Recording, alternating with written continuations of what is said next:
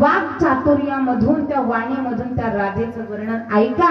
तुम्हाला राधा इथे कृष्ण, कृष्ण इथे राधा कळल्याशिवाय राहणार नाही. म्हणून एकदा आता झोपा झाल्या असतील, म्हातारे कोतारे सगळ्यांनी मस्त असं उभं राहायचंय. झडझडोनी वाहिला निघ, तरी उभं राहायचं. उभं राहा उभं.